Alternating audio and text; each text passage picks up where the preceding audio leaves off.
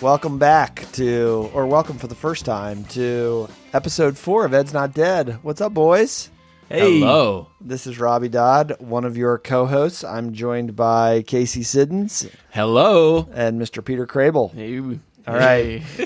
Hey. Let's do that. And this is exciting. We are on Facebook Live. Supposedly. Correct? Yeah. Can you see my bald spot? I don't know. I'm trying to look but not look at the same time. Okay. Robbie, I only mentioned it once. I don't know what you're talking about. Okay. I just waved at someone on Facebook Live. You did. Oh. Is there audio on Facebook Live? Coming from the Gen Xer who, although I don't know much about Facebook Live. I don't know, but I think my wife's watching. All right. We've got a great show planned tonight. It's great to be back, boys. You can find me at RW Dodd. Hold yourself. Control yourself. At RW Dodd, Mr. Siddons. At CH Siddons. And Mr. Krabs. Sorry, it's so distracted, like looking at your phone and then looking at the video. Why do we Why are get you things looking- done? I don't know. I just wanted to see what it looked like. But at Peter Crable. Okay, we clearly are not ready for this. Can I tell you that for the first time, Yeah. probably since first episode or second episode of season 1, am I ready with show feedback? There we go. All right. You are. I am. Well And- prepared. And you're not upset because you feel like I'm setting you up. I know, because I was actually prepared this time. All right. Well, we've got a great show tonight.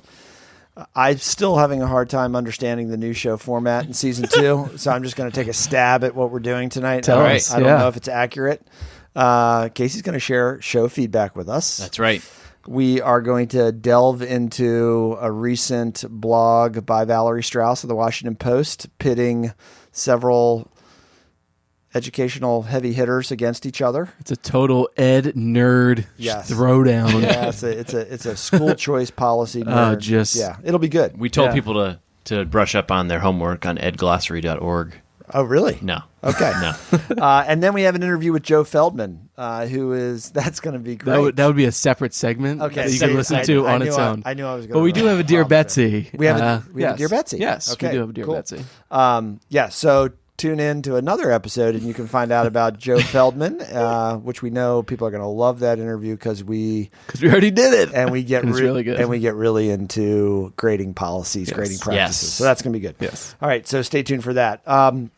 All right, boys, let's get started with show feedback. Mr. Sids, what do you got? All right, first, we got John Jeffries, friend of the pod. Friend of the pod, John. He said, enjoyed your interview with Mr. Kaz, and he quoted Mr. Kaz, and he said, focus on the learning, and the grades will come. Oh, It's an excellent quote. And we didn't even coach him to say that. short and to the point. That's right. Mr. Jeffries is one of the best adult teachers, adult trainers I've ever seen. Yep, He can put on PD like nobody's business. Isn't that right? that's right. All right. Yeah. What else you have? We got Samantha Gindis, Yeah. listener, friend of the pod, former. We used to work together, her and I. I gave her first job. Is that true? This is I true. didn't know Yeah, that. yeah. She's a full-time teacher, math teacher now. She said, good tips for teachers, especially new ones. I really like the part about listening and letting parents share about their kids. Nice job. Very good. So- Thank you, Sam. I'm proud of you, Sam. Keep up the great work. That was all about the parent-teacher conference stuff that we did, both in the article that was released and in the podcast that we did. And we had Frances Frost after we... Friend of the pod, friend Frances. of the pod, Frances. A friend of the pod, Frances. She is. She is. That's alliteration, isn't it? Yeah. So she commented on our blog that came out and the episode that came out, and she said, remember when I told you how to support a great local PTSA through a citrus sale? She's trying to sell us That's things. right. Yeah, why is she doing that? We're supporting local PTAs, We don't man. fundraise for organizations. I know, but I almost bought some. Only if it's good oranges. Yes. It looked Good really citrus. good. It looked really good. Did So, Frances have any feedback on the show? she retweeted us, which is really all I want. Okay, that's good. That's good enough. She has been a diehard supporter of Ed's Not Dead. She has. since the very beginning. Yep. All right, folks, keep the feedback coming. We will read your feedback on the air. Spread the word about Ed's Not Dead. And if we can say, please subscribe. If you click subscribe, it helps our numbers. It helps everything out about us. Subscribe, download, Check us out on Facebook. Follow us on Facebook. Follow us on Twitter. Reviews on iTunes. Oh, the reviews are so very good. helpful. Yeah, very helpful. They're Yep. and we get really happy when we get them. Yeah. Yep. Yeah. All right, Mr. Krabs, do you have any upcoming events or exciting things you want to talk about? I know in the show Summer plans. Summer plans. I know in the show notes there are a couple things that I think you wanted to mention. Yay, nay? Yes, there are. Okay, what would they be? Well, one, Casey mentioned, just to plug our own website, asnotdead.com. That's right. But Casey, we did have an article up on parent-teacher conferences and another one on student engagement that our boy over here, C.H. Siddons, wrote.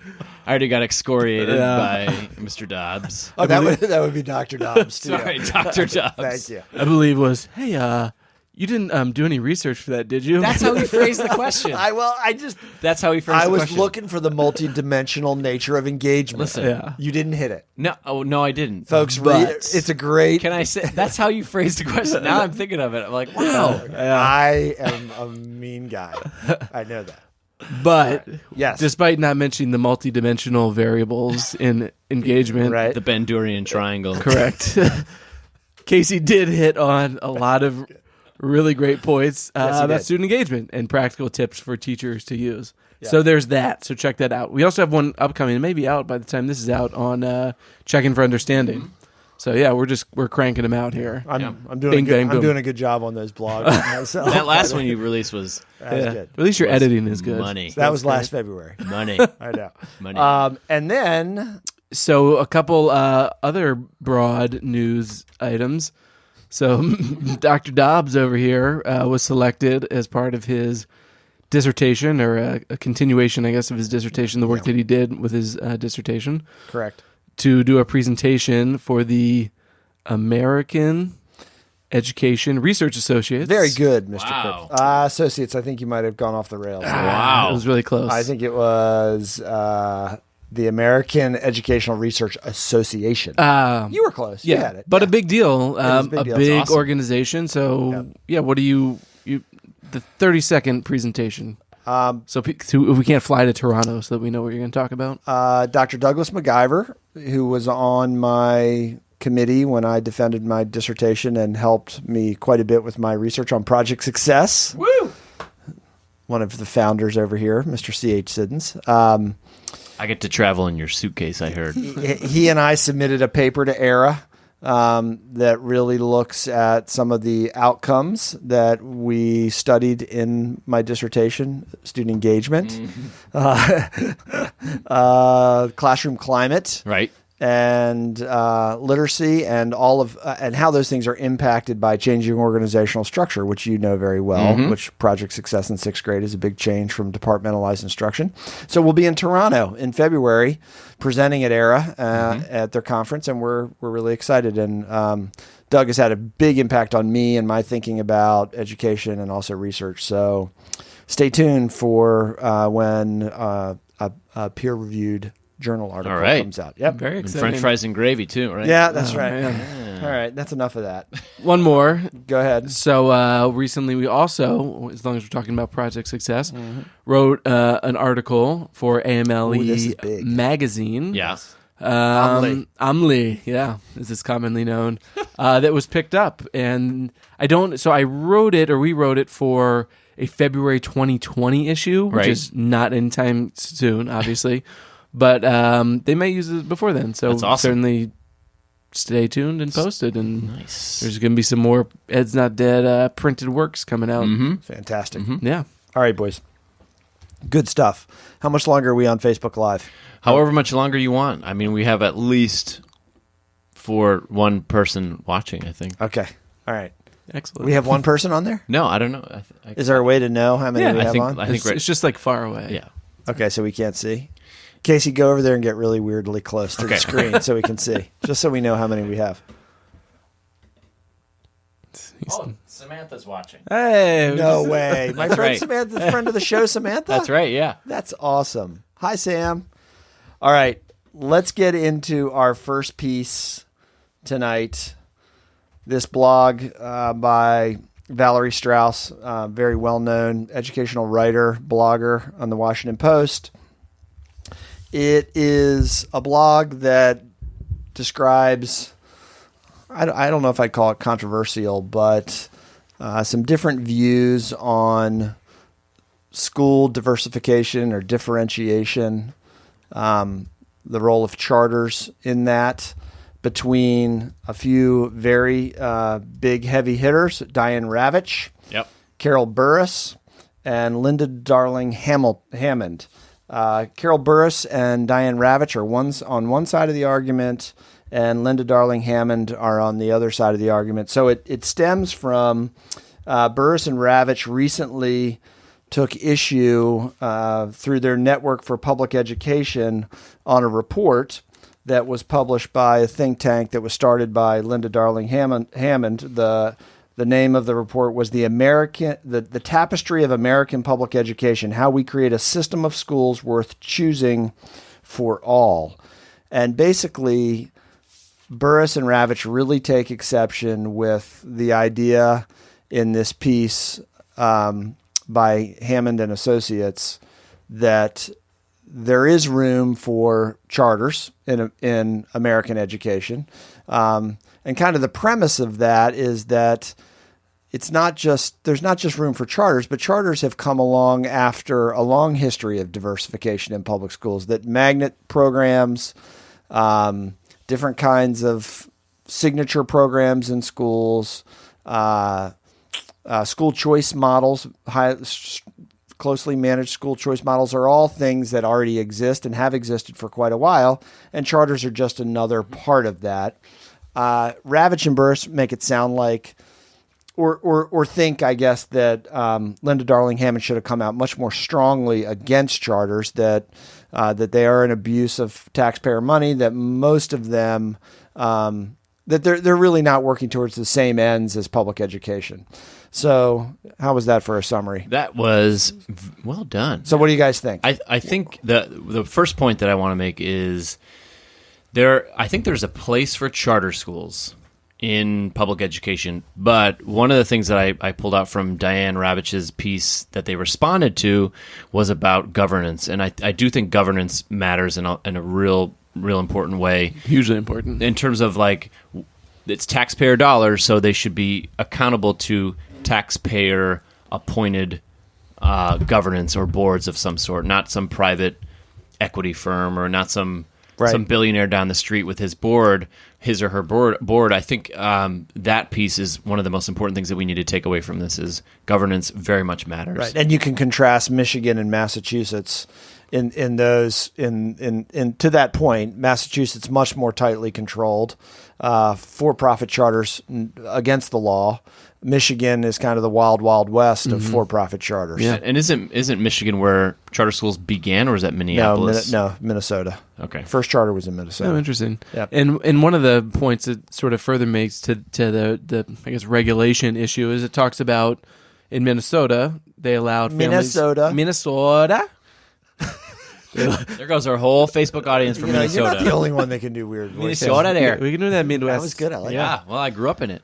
Yeah. I didn't grow up in But when Minnesota. they created charters and they allowed students and families to choose, but they had specific goals in mind, and some of those goals were achievement, integration, and intergroup relations. They were managed to produce those specific outcomes. They were highly successful in doing so. When they changed the law so that those were no longer sort of the bylaws or the purpose of them, Right. then I guess we shouldn't be surprised, but those went away. And you started, I think, to see some differing gains and achievements. So I think it's not just choice, it's having a goal and creating a system that works towards those goals. And what would be the original reason to found a charter school in the first place? Underperforming school? Well, to do something different? I mean, the charters were a grassroots teacher movement once upon a time in Founded Minnesota. by unions in Minnesota. That's how they started. I mean, they really bubbled up from below. Now they've become something wholly different than which often happens in education. But I agree with Peter that I'm kind of I'm kind of a middle of the road guy on this thing. Choice. They mentioned that there can't be winners and losers in choice. That's what Darling-Hammond kind of says. The reality of that, though, in choice, there often are winners and losers. It's funny you brought that up because I was thinking about that too, and I was like, well, then how do you feel like a winner? Yeah. You know what I mean? Yeah. If you don't know that somebody else Absolutely. is a loser, and like you don't think about it explicitly in those terms, but like everyone's a winner, well then doesn't that kind of make nobody a winner? No. You know what I mean? No, somebody is going to be the New York Yankees and somebody's going to be the Kansas City Royals. No offense to the Royals, but that's what happens. Yeah. I mean, it's not. So I don't think it's as easy as just to say that you can manage them to the point where you can take winners and winning and losing out of it. Because I think that's going to be a factor. But when you do encounter losers, that there are certain things in place to address it. Yeah. Yes, correct. Yeah. And I think even one of the points that's made in this article is the notion of whether we should have 25% charters or 50% charters or 100% charters. That whole conversation in and of itself is misguided because then the focus is on the governance structures for adults and not the learning opportunities for children. Right. But there was an interesting number here of families, 18 million students, only about 2.7 million choose charter schools. About the same number, 2.6 million choose magnet schools, which are really, in most respects, very accepted in public education, right? Yeah. And I'm not sure magnets always accomplish what they're supposed to accomplish either. Yeah. And sometimes people say something's a magnet, it's really not a magnet. Are they also including the signature program schools? Yeah, I think magnet is a broad term. Right. Yeah. But again, magnets aren't without issues also. Right. But they've not fallen within the crosshairs of sort of the public debate. And they are a heavily employed strategy to reduce racial and socioeconomic isolation, to increase achievement, to create increase engagement with students, but they have problems too. Yeah. But they don't come under the same scrutiny. And I guess it's to your point about the public and the use of funds. And one of the things that we talk about a bunch on the show is, or maybe we don't, but I guess I think about is sort of like the future of education and what different systems will look like, and will they continue to look the same, or will they change? And we certainly have seen some change with all the things you mentioned previously in magnet schools and school choice programs and charter schools. Montessori, Waldorf, Correct. IB. Mr. Crable, you went to an IB school? All those. There you go. So another article that we had sort of talked about potentially doing had to do with New York City schools. Yeah. And how they had a system, I think it was called Reveal. I'd have to look. It involved spending a lot of money and a lot of accountability for struggling schools.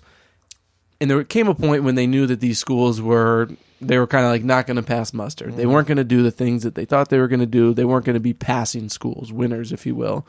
But they continued to pump money into those schools because that's what they were going to do. So they're going to keep doing it. But my point is that the title of this article had to, I really like the term a tapestry of like education choices. A portfolio of choices. And maybe that is sort of what's next. Yeah. And that doesn't mean that charter schools have to take over and that the solution is, let's just go to the extreme and make everything a charter school. But it is a variety of school choices for a variety of needs in a variety of different communities. Yeah, and you know what I would say that's not talked about in this piece anywhere, and it shows maybe these folks' age, is they don't talk anywhere at all about online learning. And I mean, that's the next frontier. That's disturbing. Well, online learning. It is. It's a little disturbing. It's another episode. Well, I mean, it's another way for kids to learn. It is. I just think it's. I have a lot of feelings on it. Okay. It's funny. But it's real. It is real. exists. It exists, and right. it's like PA Commonwealth. Correct. Is major player in Pennsylvania schools. I think we do need it. I think we should talk about it. It's just something that it's probably going to creep up on us in ways that we don't expect as in the education field. Yes, it is already. A couple things I wanted to, in the article. There are things that she brings up that, for all intents and purposes, are not really controversial about what choice charter choice, what should it look like? The educational opportunities should move to expand oversubscribed programs, not just setting arbitrary numbers for how many programs there should be, providing equitable access, so not just allowing for an open market, making sure that everybody has an opportunity to access, providing for transparency of admission and achievement, transparency of how those schools are actually performing. Are they actually doing what we want them to do? Right. And then a system that meets all student needs, and that you don't leave other schools to be ineffective when you're trying to focus on choice programs. Yeah. I think that's something we can all agree on. I guess I'm trying to figure out where the rub is with regard to what Diane Ravitch was trying to say in her piece. So I think the main point is that there's this pool of resources and public funds. Exactly. And there's not enough in the pie. Right. And then when you start to take a slice here, take a slice there, you get this charter gets that, that it becomes challenging to maintain the sort of public school because you're taking away students that other schools get to, in some sets, select, and you're taking away money. Yeah. Both. Now I will say, and I'm not super well informed on this, but somewhat recently I was talking to a guy who worked in DCPS, Washington, D.C. Public Schools. And one of the things he was saying that was troubling or challenging for them for charters is every school has a projected enrollment for the ensuing year. Let's say this particular high school, it was 1,000 kids. Well, then, over the course of the summer or the course of the fall or whatever, kids are like being pulled out and are re-enrolling elsewhere. So he said it was exceedingly difficult for them to project with any certainty how many kids they would have on almost any given day, but certainly for a given school year, and to kind of extrapolate that out to funding that and how much money they get.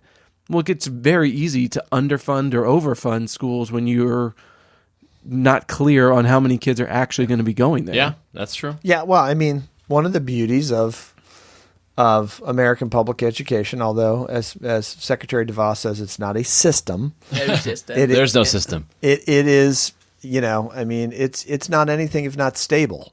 And very predictable, as we all know, in a lot of ways. And I mean, charter schools are essentially, they're very entrepreneurial in a lot of ways, and there's a lot of risk involved in that. And most of them don't survive. Yeah, something 40%. Yeah. From 2002 to 2015, 40% of charter schools went kaput. By the way, if you want to, Mr. Siddons, I know you're always looking for the next good education book. Have you ever read Left Back by Diane Ravitch? No. Okay, so Diane Ravitch really burst on the scene about 20 years ago as a very conservative voice in education. And she has since become a very much critic of her past. Right. So Left Back is her attack on progressivism.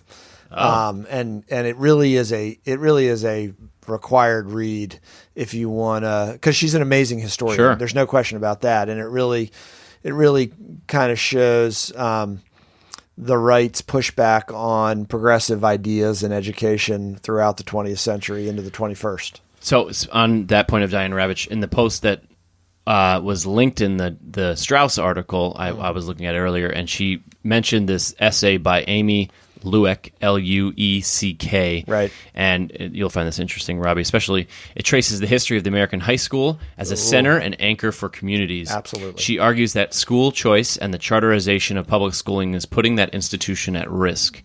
She concludes with this warning: as an institution, the fate of the high school cannot be detached from the community of which it is a part. Like all educational institutions, it is inextricably wrapped up with the goals and values of the town, city, and nation in which it is located, reflecting and perpetuating them. Those values include Americans' attitude to the very schools that would pass them along to. If, as a nation, we decide that the public schools are a dead end for students, we should not be surprised if they become so, and along with them, the cities, towns, and communities that they once built together. Yep. Well said there, Mr. Sids. All right. That was great. Scary. Yeah. A little bit. But, the unknown. The unknown. Times change. Yeah. Just have to hope they change for the better. Yeah. All right, folks, don't go away. Should we say bye to our let's say bye to Facebook our Live folks? our one person. No, we got 3 now. We were up to 5. Oh, Yeah. Really? Okay. Yeah. I like it. Well, thanks for tuning in on Facebook Live. I see my wife there. I see Rachel Lyons, Okay, Rachel. friend of the pod, former department member. Project Success teacher. Yes, that's right. Current Project Success teacher. All comes back. Awesome, yep. Jeez. Yep. So thank you. And there's someone else. I think Sam Thank is there you. too. And thank you. Well, thank you. All right, don't go away, folks. We will be right back with a special segment, also known as Dear Betsy. Thanks.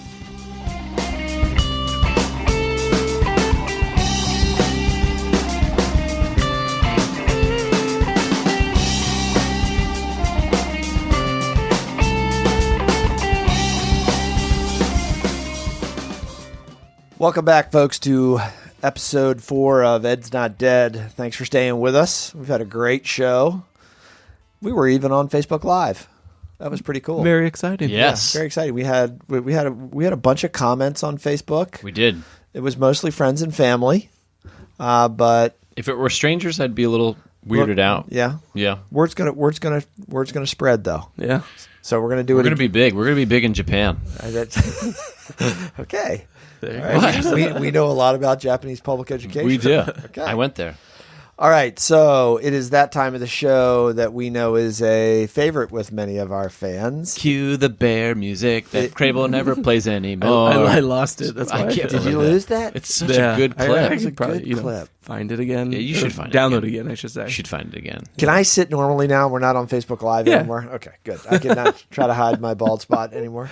You're good. All right, so this is Dear Betsy, Mr. Siddons. What do you have for us All right. this episode I'm of going Dear to start. Betsy? I'm going to start from the Segment. very bottom of the news cycle. So you're going to do a news rundown? Is this a news rundown? News rundown. Okay. Ooh. News rundown. We're going to go into detail on some of them. Some we're not because it's just it's a little too deep for us. The first one is Betsy DeVos. Nothing's too deep for us. We're very intelligent. There is no system. Okay. Betsy DeVos set to bolster rights of accused and rewrite of sexual assault rules. Big news. Big news. Not really well understood by folks on the left and the right, other than that they either love her or hate her. But Education Secretary Betsy DeVos is set to release a sweeping overhaul of how colleges and universities must handle allegations of sexual assault and harassment, giving new rights to the accused, including the ability to cross-examine their accuser.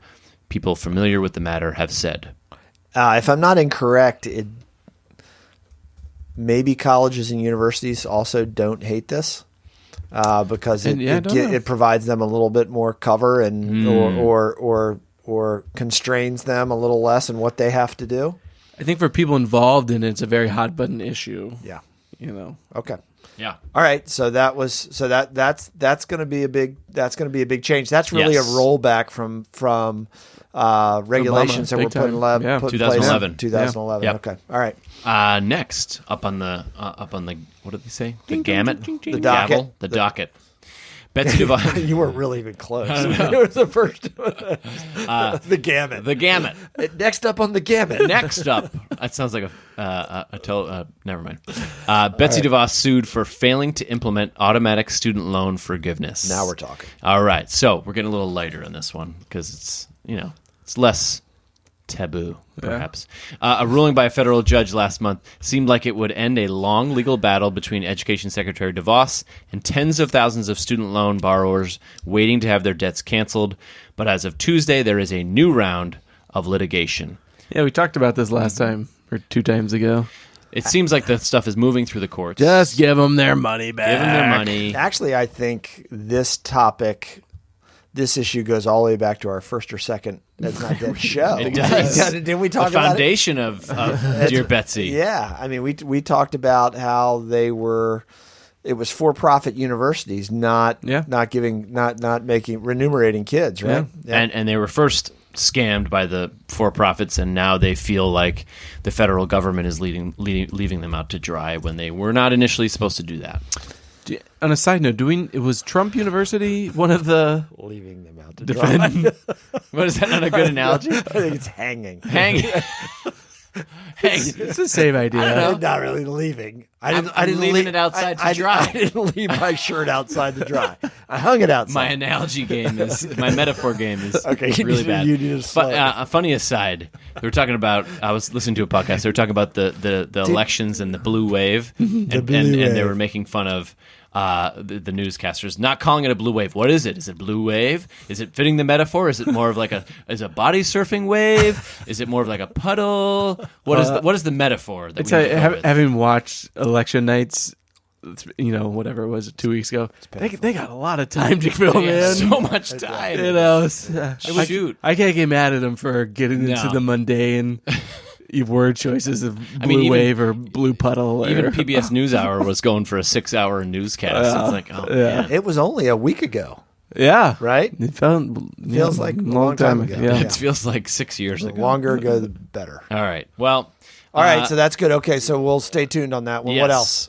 Well, on this still a little more detailed. More than 165,000 claims have been filed since the borrow defense rule was launched by the Obama administration. So let's hope that these 165,000? 165,000 Wow. claims, about claims. $250 million in loans that are out there waiting to be fulfilled for these borrowers. Let's hope that they get what they deserve. Jeez, how do you? Okay, that's a lot of claims. Yeah, I didn't. Our court system is nothing but thorough. I was gonna say, woo. Okay, All right. A little lighter. We work in threes. Is this it? No, we got two more. Okay, go Yep. Very Betsy nice. DeVos's team holds school report card design challenge. One of the biggest changes for the ESSA is that states must publish a host of new information. School report cards must now include data on school-by-school spending, long-term English language learners, homelessness, and foster students, and more. So how should states make sure that the information is clear and easy for parents to understand? Enter the U.S. Department of Education's report card design challenge. I think Should we enter? Absolutely. And we'll Ed's- handwrite it? Yeah, we would have the Ed's Not Dead school report card. We could do that. Let's start that. We should Oh, do that. I like it. That's cool, isn't it? They're putting a call out to teams of graphic designers, district, state leaders, data wonks, other specialists from around the country to take a crack at it. All right, so the great state of Maryland, in which we reside, Yes. has chosen to. They're definitely rolling out a report card. Yes, they are. They just don't know what it's going to look like. Because They'll of- figure it out. because of ESSA. Mm-hmm. This whole report card thing, we're going to have to see how this goes over. Yeah. Florida was one of the first states to do this. Remember, they started Yep. with grades. Yep. I have some real questions about how this is going to play out. No, it's going to be perfect. Yeah. I don't know It's what going to you're go talking really about. well. Yeah. But I do like the idea of, I don't know what we can do report cards for, but I really like the idea of us doing report cards Yeah, let's do report cards. on just like random Yeah. stuff. Like and- us as a podcast. Yeah. I like it. Yeah, it's great. Stamp. Should we model modern ethical grading practices or like pound of flesh punitive grading practices? All of the above. Lots of credit. Yeah. Lots of credit. Okay. Yeah, the more All right. report cards, the better. All right. Last Last one. Go ahead, Mr. Sid. So this is a little more speculative. Betsy DeVos's staff denies rumor she's leaving the education secretary job. As we know, after the midterms, this is when people start to jump ship for one reason or another. It's a good time to leave. I think that's been going on since It's been happening. 2016. It's been happening since how long did Scaramucci last? 10 days? There was someone on Twitter that was measuring other people's The mooch. how long they stayed in the position by measure of Scaramucci. So and so lasted 15 Scaramuccis. 10 Scaramucci's. 10 Scaramuccis. I like that. That's good. So Education Secretary DeVos says she's not going anywhere Yeah, I with don't- Democrats taking control of the House. I don't think she's going anywhere. I don't think she is either. But her life is almost certainly going to get a whole lot tougher. Why? Why? Well, what do you think? Because her boat got messed up? Her boat got messed up. That's actually why. No, probably because of investigations. Investigation. The Benghazi investigations. Yes. Oh, in the Department of Ed. Probably from, I don't think from, there's from the is- Congress. Yeah. Is there a lot to? I mean, Well, we have Investigate? civil rights, school choice, sexual assault investigations, Yeah, okay. transgender student access to bathrooms. Yeah, but you have to you say bring up a student good loan list. repayment. you have to say in 2 years, it's not like the Department of Ed has been riddled with scandals, unless there's stuff that we don't know. Yeah, about. I think that's scandals. I think everything you just brought up were policies. Yeah. that people. Controversial policies. Correct. Yeah. Yes. I mean, that's fair. Yeah. There'll probably be hearings on Yes. different Yes. topics. Yeah. I'm sure. Explain why Explain this, why you explain did why this. that. Yeah. Put people on the stand. Explain how this I helps. think Yeah. we really need to find out what the bear situation is across schools, across the United States. On a really. side note, the Post had a nice long article, I think today, about the cottage industry that has sprung up in regards to school safety. I saw that. That is now a multi-billion-dollar industry. $2.5 billion. That's a right. year. Yeah. That's crazy. And you know, And is there the study that they found, yes. Do you know what it does? I just know that they said there was about zero research. But the anecdote The one study that's been done. Go ahead. maybe it's not even a study. They called every school that had been victim or whatever to a school shooting, Right. and asked them a series of questions if you had this or that or whatever. Anyway, the conclusion that they come to is that all this spending is not really making students demonstrably safer. Yeah. Unfortunately. well, So that's awesome.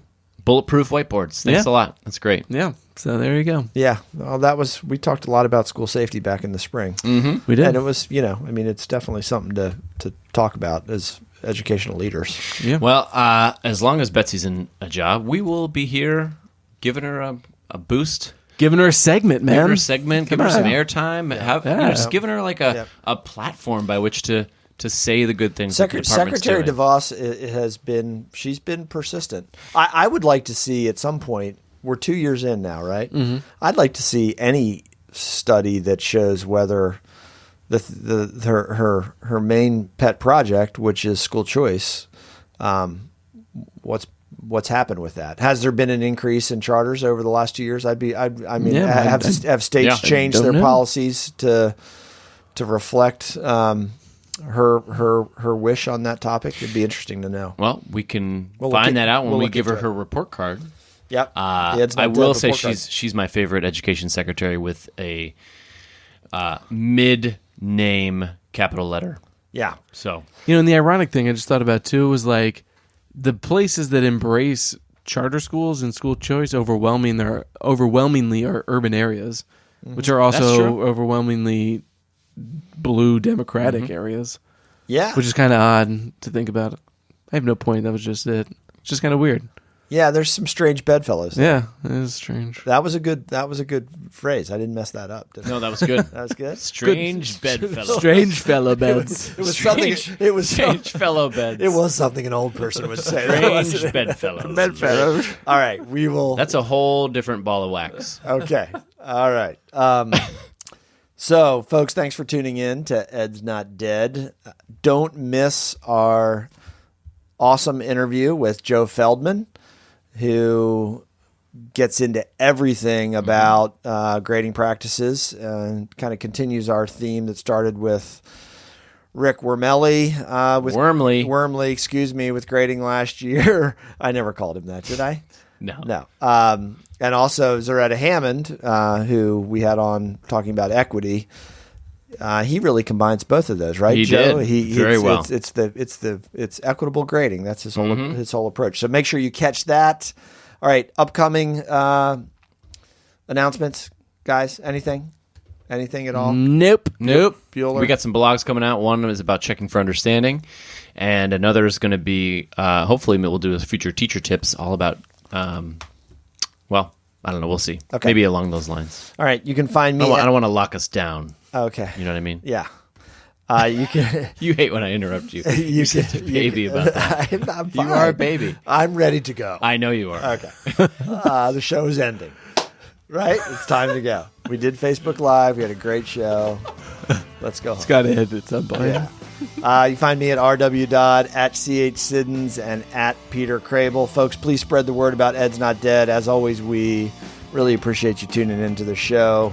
Spread the word to your friends and family. And we'll see you in a few weeks on episode 5. Have a great night. Thanks.